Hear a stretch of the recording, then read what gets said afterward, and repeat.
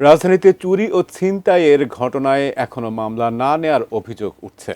ভুক্তভোগীদের সাধারণ ডায়েরি বা জিডি করতেই উৎসাহ দেওয়া হচ্ছে, যদিও ঢাকা মহানগর পুলিশের দাবি এ ধরনের অপরাধ কর্মকাণ্ড কমতির দিকে। স্বপন আমাদের রিপোর্টে বিস্তারিত। রাজধানীর বনশ্রী আবাসিক এলাকার একটি 9তলা ভবনে প্রবেশ করতে দেখা যাচ্ছে এক ব্যক্তিকে।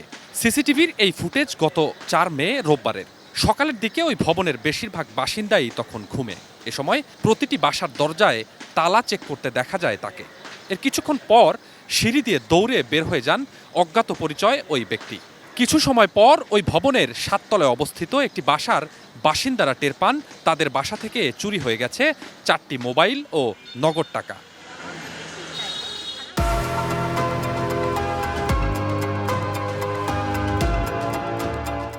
চুরি হওয়া জিনিস ফিরে পেতে ভুক্তভোগী ইনাম আহমেদ সেদিনই মামলা করতে খিলগা থানায় যান। তবে থানার ডিউটিরত অফিসার মামলা না নিয়ে তাকে সাধারণ ডায়েরি বা জিডি করার জন্য বলেন, দাবি ভুক্তভোগীর। স্পেশালি বললো যে আমরা মামলা করব, বাট ওনারা স্ট্রংলি বললো যে না আপনাদের মোবাইল পাওয়া দিয়ে কথা, আমরা মোবাইল উদ্ধার করে দিব, আপনারা জিডি করেন। এটা স্ট্রংলি আমাদেরকে বলছে।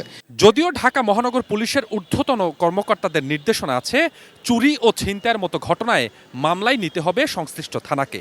এ বিষয়ে জানতে চাইলে খিলগা থানার ভারপ্রাপ্ত কর্মকর্তা জানান, চুরির বিষয়ে তো জিডি হবে না, চুরির বিষয়ে মামলা হবে। তাহলে আপনাদের থানা থেকেই তো বলছে যে এটা মামলা করতে হবে না। আচ্ছা, আপনি আমার নলেজে দিলেন, ওই এজাহারটা আমাকে দিয়ে দেন, আমি দেখতেছি। এবার ছিনতাইয়ের ঘটনায় গত 5 মে সোমবার রাত 10টায় নয়াপল্টন থেকে কাজ শেষে বাসায় ফিরছিলেন আইনজীবী ওয়ালিউল্লাহ। মতিঝিল শাপলা চত্বরের কাছে পৌঁছলে 2 মোটরসাইকেল আরোহী রিকশা থামিয়ে তার মোবাইলটি ছিনিয়ে নেয়। ঘটনার পর ওই রাতেই মতিঝিল থানায় মামলা করতে যান তিনি। তবে থানার ডিউটিরত কর্মকর্তা মামলা না নিয়ে তাকেও জিডি করতে বলেন বলে অভিযোগ তার। জি, প্রথমে জিডি কথা বলছে যে আপনি প্রথমে জিডি করেন।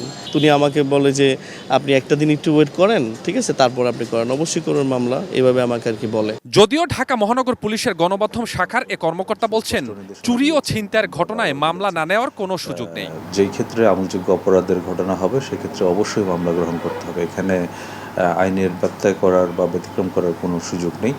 যদি কেউ কোনো সুনির্দিষ্ট অভিযোগ পাওয়া যায়, এখানে মামলা করতে গিয়ে ভুক্তভোগী মামলা করতে পারে নাই, তবে আমরা সংশ্লিষ্টদের বিরুদ্ধে অবশ্যই কঠোর ব্যবস্থা গ্রহণ করব।